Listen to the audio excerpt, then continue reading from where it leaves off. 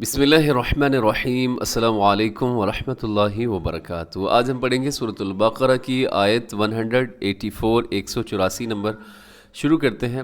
بسم اللہ الرحمن الرحیم، ایاما معدودات،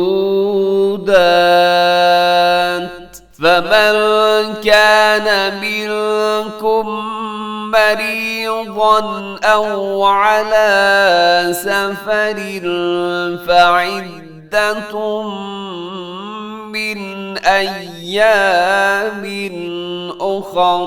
جی اس آیت مبارکہ کے اندر سب سے پہلے دیکھیے گا ایامن لکھا ہوا، یعنی یہاں پر تنوین ہے آخر میں، اور تنوین کے بعد معدودات، اس کے شروع میں میم آ رہا ہے جو کہ حروف یرملون میں شامل ہے۔ اب یہاں پہ ادغام کریں گے، اس کو کیسے پڑھیں گے؟ ایاما معدودات، ایاما معدودات۔ یہاں پر جو درمیان میں معدودات، اس میں واو مدہ ہے، واو سے پہلے پیش ہے تو اس کو اپنے تھوڑا سا لمبا کر کے پڑھنا ہے، معدودات۔ آگے وقف ہے رموز اوقاف میں سے طا کا، تو یہاں وقف کر دیجیے گا۔ جب وقف کریں گے تو آخر میں جو دو زیر ہیں اس کو ہم ساکن کر دیں گے، تا کو ہم ساکن کر کے پڑھیں گے۔ آگے دیکھیے گا فمن کان، یہاں نون ساکن کے بعد کاف ہے، یہاں پہ اخفا ہوگا۔ منکم، یہاں نون ساکن کے بعد پھر کاف ہے تو یہاں بھی اب اخفا کریں گے، آواز کو ناک میں چھپائیں گے۔ منکم، پھر آگے جو ہے میم ساکن کے بعد میم آ گیا، میم ساکن کے بعد میم آ جائے تو وہاں پر ادغام ہوتا ہے جسے ادغام شفوی کہا جاتا ہے، اور اس کو ملا کر غنّے کے ساتھ پڑھا جاتا ہے۔ منکم مریضا، یہاں را باریک ہوگا کیونکہ را کے نیچے زیر ہے، مریضا۔ آگے دو زبر ہیں، یہاں پر تنوین ہے اور اس کے بعد او کے شروع میں حمزہ ہے، تنوین کے بعد حمزہ یہاں پہ اظہار حلقی ہوگا۔ مریضا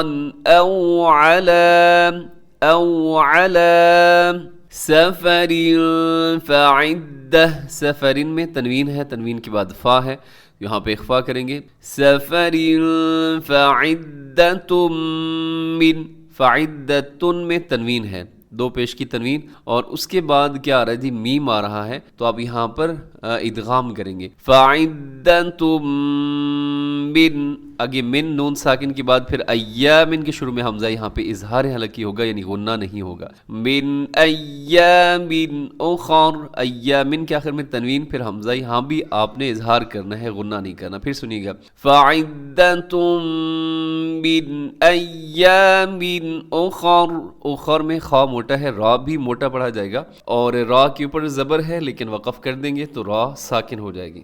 آگے وَعَلَى الَّذِينَ يُطِيقُونَهُ، وَعَلَى الَّذِينَ، آئین کا خیال رکھیے گا، يُطِيقُونَهُ، اس میں کون سے حروف موٹے ہیں؟ ایک تو طا اپنے موٹا پڑھنا ہے، قاف بھی اپنے موٹا پڑھنا ہے، دونوں کو لمبا بھی کرنا ہے کیونکہ یائے مدہ بھی ہے اور واو مدہ بھی ہے۔ يُطِيقُونَهُ۔ آگے فِدْيَةٌ طَعَامُ، فِدْيَةٌ پہ تنوین ہے، دو پیش کی تنوین، اس کے بعد طا، یہاں اخفا کیجیے گا۔ فِدْيَةٌ طَعَامُ، طَعَامُ مسکین، وقف کریں گے تو مسکین، یہاں بھی رموز اوقاف میں سے طا ہے، یہاں وقف کر دیجیے گا۔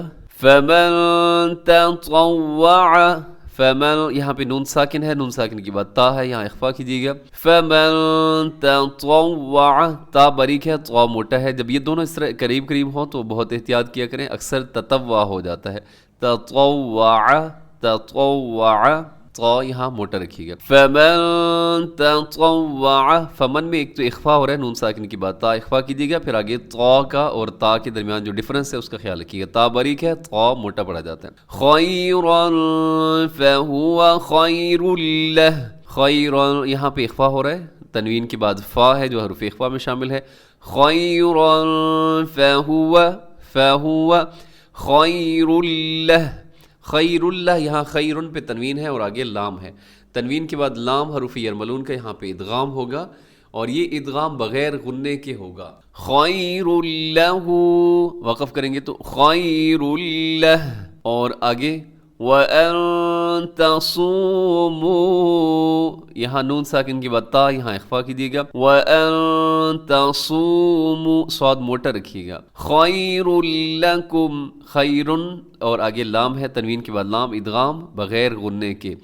خَيْرٌ لَكُمْ إِن كُنتُمْ تَعْلَمُونَ.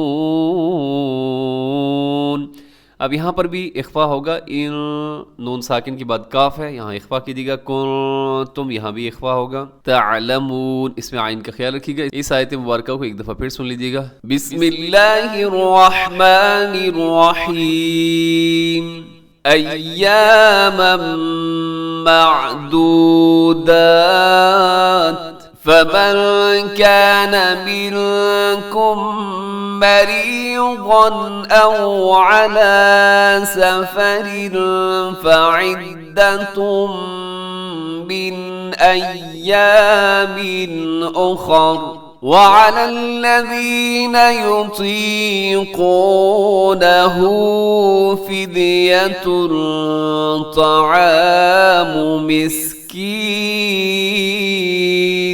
وعلى الذين يطيقونه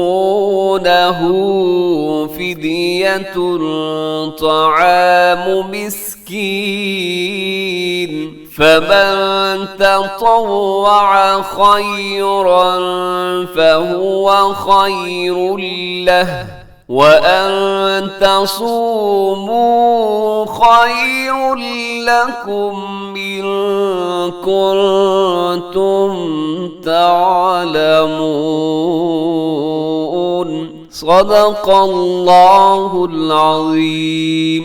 اس آیت مبارکہ کا ترجمہ سماعت کر لیجیے گا.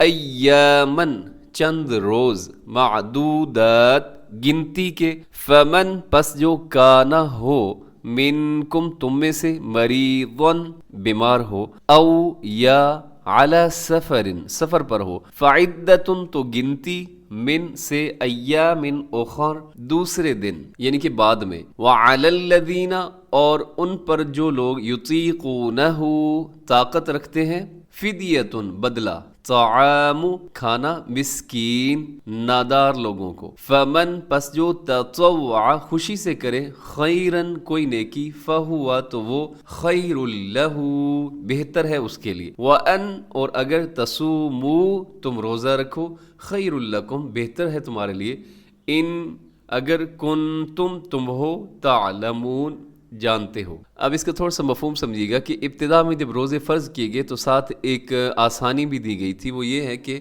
اگر کوئی شخص روزہ رکھنے کی بجائے فدیہ ادا کر دے تو بھی جائز ہے، درست ہے. بعد میں جب پھر آیت نمبر 185 جو اس کے بعد کی آیت ہے جب نازل ہوئی تو اس آیت نے اس سہولت کو واپس لے لیا اور یہ حتمی حکم دے دیا گیا کہ جو شخص بھی رمضان کا مہینہ پائے تو وہ روزے رکھیں. تاہم فدیہ کی سہولت جو ہے وہ ان لوگوں کے لیے اب بھی باقی رکھی گئی جو نہایت بوڑھے ہو چکے ہوں اور ان میں روزہ رکھنے کی بالکل طاقت نہ ہو اور آئندہ ایسی طاقت پیدا ہونے کی امید بھی نہ ہو. تو اس کے ساتھ ہی ہمارا آج کا سبق مکمل ہو گیا. دعاؤں میں یاد رکھیے. خوش رہیں. السلام علیکم ورحمۃ اللہ وبرکاتہ.